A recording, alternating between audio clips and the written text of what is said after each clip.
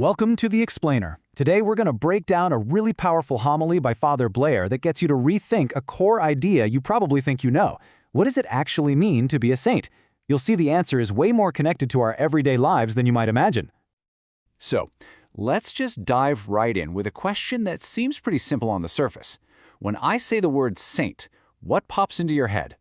For most of us, it's probably those amazing figures in stained glass windows or statues in a church, right?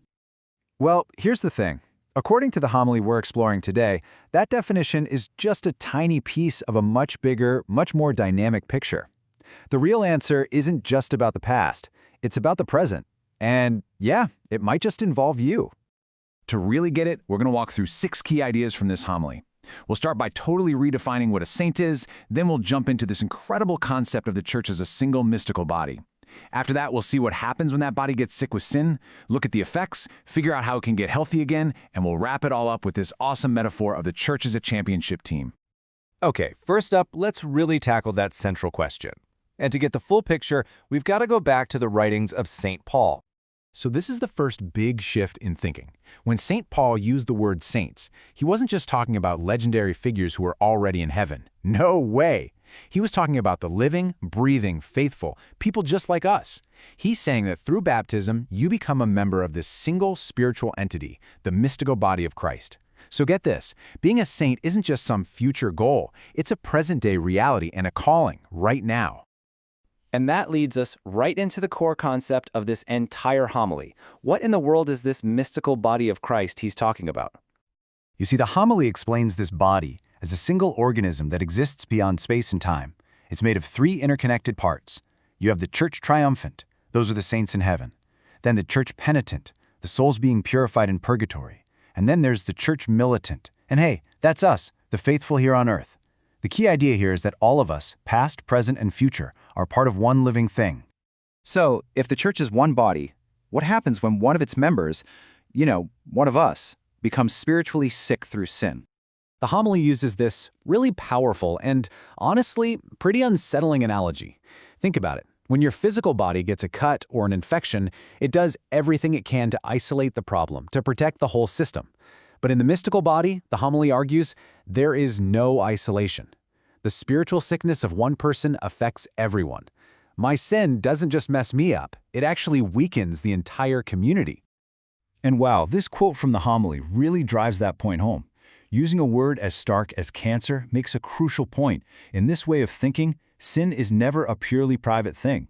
It's a disease that spreads, weakening the whole community and holding it back from its mission and its spiritual health. Okay, so how does this spiritual sickness actually work? The homily breaks it down for us by looking at what Catholic teaching calls mortal sin, which is basically an act considered to be spiritually deadly. According to church teaching, for a sin to be mortal, 3 things have to happen. First, the act itself has to be serious, what's called grave matter. Second, you have to have full knowledge, you know it's seriously wrong. And third, you have to give deliberate consent, you freely choose to do it anyway. It's that combination of a grave act, knowing it's wrong, and choosing it freely. Now, the fallout from this is huge for the individual. It cuts them off from God's grace and separates them from Him. But the homily is really focused on the communal effect. When lots of members are spiritually sick, you end up with the hobbled church, a body that's wounded, limping, and just can't function at its full capacity in the world.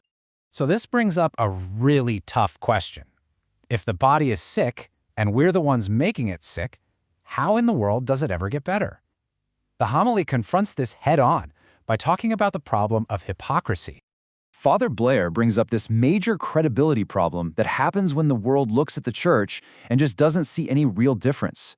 You get this kind of comment. It's not just an accusation, it's a genuine question from the outside looking in. If your faith doesn't actually change you, then what good is it? And here's another really sharp critique from the homily. When the lives of believers start looking statistically identical to the lives of non-believers, the body of Christ actually becomes an obstacle to its own mission. It loses its power to be a sign of something different, something holy. So what's the cure? Well, according to the homily, it's not about lowering the standards or just shrugging our shoulders and accepting the sickness.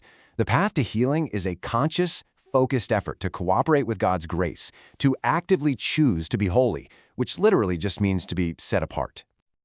And all of this brings us to the final, really motivating metaphor that ties everything together. The homily reframes this whole call to holiness in a way that's immediate, inspiring, and honestly pretty cool. First, the question gets really personal. It's not, hey, isn't sainthood a nice idea? No, it's, do you want to be a saint? It's presented as a real, achievable choice, not some far-off, impossible dream for somebody else. And then, boom, the question expands from just you to the whole community, using this great sports analogy. It connects our personal desire for holiness to the health of the entire team. Do we want the body of Christ to be like a championship team, healthy, whole, and totally victorious in its mission? And this is the final, challenging question the homily leaves us with. It suggests that the victory of the team depends entirely on the players.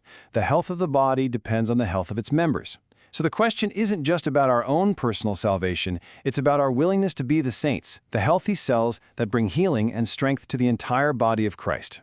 Definitely something to think about.